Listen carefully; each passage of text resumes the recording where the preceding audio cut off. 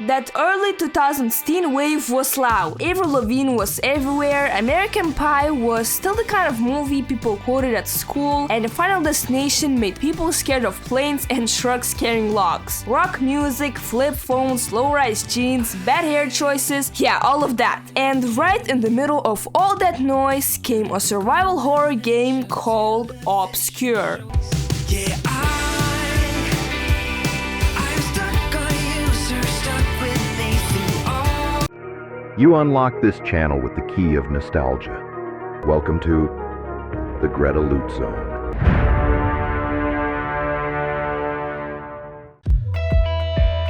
Hey guys, welcome back to the Loot Zone. Greta here, and today I want to look at the ObsCure game series and ask one simple thing. Was this series forgotten for a reason, or did these horror games leave a good idea behind? So the first game came out in 2004 in Europe, and later in America. It was released on PC, PlayStation 2 and Xbox. And the first game has a very clear setup. 5 students are stuck inside Leafmore High School after hours. One of their friends is missing, the school is locked, and monsters are walking around. The game starts with Kenny, so he's staying late after basketball practice, and Ashley, his girlfriend, calls him, and while he's still talking, someone steals his bag. So he follows the thief outside through a gate into a creepy building down into a basement. Very smart. I mean, I know it is annoying when someone steals your stuff, but at some point, dude, you need to accept the bag is gone. Unless, like, I don't know, the bag has your passport or like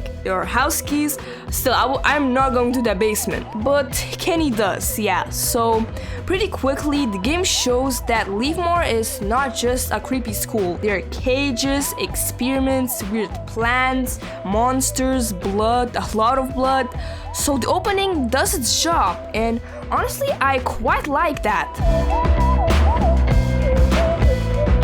The first thing that gives ObsCure its own identity is light. The monsters have this dark aura around them, and your flashlight can weaken it. Later, you can tape flashlights to guns, which is such a simple old game idea, but it works. It also looks pretty funny in a practical way. And early in the game, there is another cool thing. You can break some windows and let sunlight into rooms. The light can hurt or kill enemies. Watching this now is interesting because years later, Alan Wake also made light a big part of fighting enemies, but ObsCure was already playing with that idea earlier. That is one of the best small ideas in the first game, but I did not love everything. For example, the combat is still not amazing. You lock on, use light, shoot, hit enemies, try to move, and sometimes your partner stands in a place that just makes you question what the hell are you doing. But for an older co-op horror game, it's not a disaster, and actually what's cool is that the group is the whole point. You have 5 playable students in the first game: Kenny, Shannon, Ashley, Josh, and Stan. They all have one small useful thing. Shannon is good for hints and healing, Josh can tell if there's still items left in the room, Ashley is better with weapons, Stan, as I remember, can pick locks, and Kenny can run faster. I like this kind of system because it is easy to understand, and you just look at the situation and think, okay, what character do I need right now? Most of the time, you move through the school with 2 characters and the others wait at the meeting point. That is probably the main reason people still remember ObsCure. It is a real survival horror campaign that 2 people can play together. It is less lonely than most old horror games, but it's still stressful because now someone else, for example, your friend, can also mess things up. You can waste ammo or can open the wrong door. So yeah, co-op fits the series. The other idea I like is that the characters can die permanently. If one student dies, the game can continue. If Shannon dies, you lose better healing. If Stan dies, lockpicking gets worse. So you're protecting useful people. Now the story. I mean, the story itself is okay. The better part is not the missing friend setup because we already talked about that. I think the better part is when the game starts showing what Leafmore has been hiding. Old photos, tapes and notes and stuff like that. You slowly realize Leafmore is not just a place where something bad happened to tonight, but actually it has been wrong for a long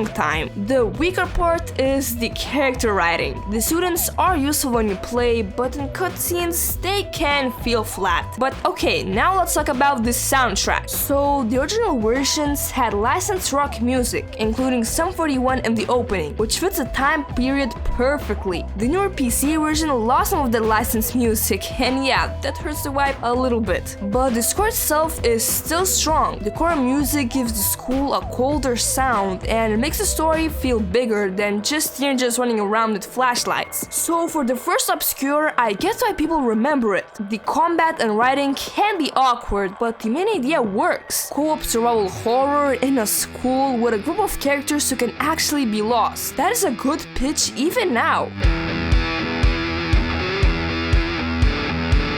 And then in 2007 came ObsCure 2, or ObsCure The Aftermath if you're in North America. This one takes place 2 years after the first game. Some characters actually return like Kenny, but now the setting moves from high school to university. I think that is a fair sequel idea. They're older, the story can move forward, and I do like that the sequel does not completely ignore what happened before. But this is where I start to feel mixed. I mean, ObsCure 2 tries to add more of everything. More characters, more locations, more drama. Like the first game was too flat with its cast sometimes, so giving the sequel more character interaction makes sense. But more dialogue also means you notice the bad lines more, and the sequel has plenty of those. Sometimes the scenes work better, but in some cases I was just waiting for the scene to end so I could go back to playing. The gameplay still has co-op and multiple characters, which is good. The series still understands the group is important, but the structure feels more controlled. Character deaths feel like more story events, so that makes the sequel more dramatic, but also removes some of the pressure I liked in the first one. I mean, when the game decides for you, it's not the same feeling. And for me, the university setting is also weaker.